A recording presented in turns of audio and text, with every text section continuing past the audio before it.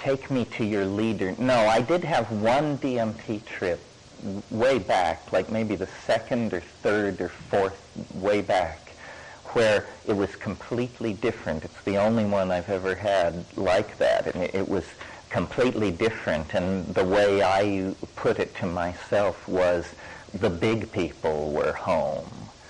And it was an entirely different feeling. And many people, actually, I've never quite had this myself, but many people report DMT trips where they break in on an entity who is not pleased at all and demands to know how the hell you got there. And it's this, who are you? And then various sorts of dialogues go on, and one person described being then just hurled through all of time, like exploded back from this thing and going through all the recapitulation of ontogeny, and it's weird stuff. DMT trips, mine are always as I described, but some people report and these may be synergies with antidepressants or something like that, but apparently very stable and strange worlds. Worlds with alien peoples and animals and cities and, very science fiction-y stuff. That's why this Bell's theorem, I don't think we use that word, but this non-locality that we talked about may have something to do with the phenomenon of the imagination.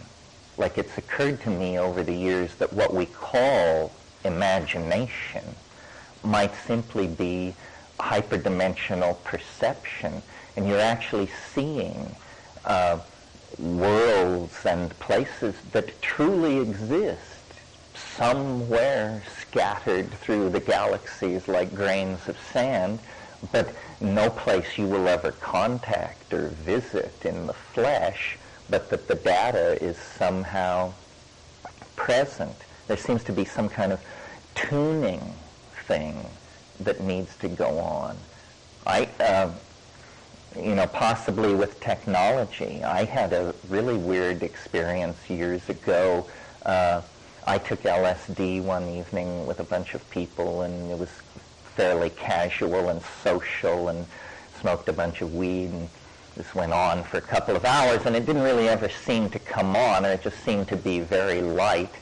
And then I climbed on my motorcycle and went home and decided I would go to bed, and I decided that I would smoke one last joint before going to bed. And I had one of those stand-up electrical resistance heaters that you get in at the Salvation Army, if you're a poor student. And I said, so I turned it on as I started to smoke this joint, and it was badly wired, and it made this sound like,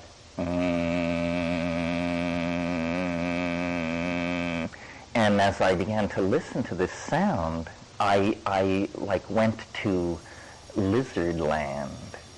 And I entered into this completely coherent thing which lasted for hours about this world inhabited by these intelligent reptilian beings.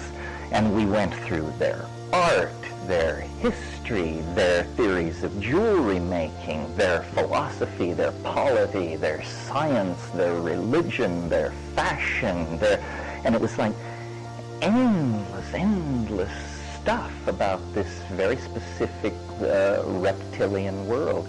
Well, then later I tried again. I took LSD with my arm around my heater and had by then been preaching it in the streets that this was and I could never really find my way back, which is a typical phenomenon of higher dimensional phase space.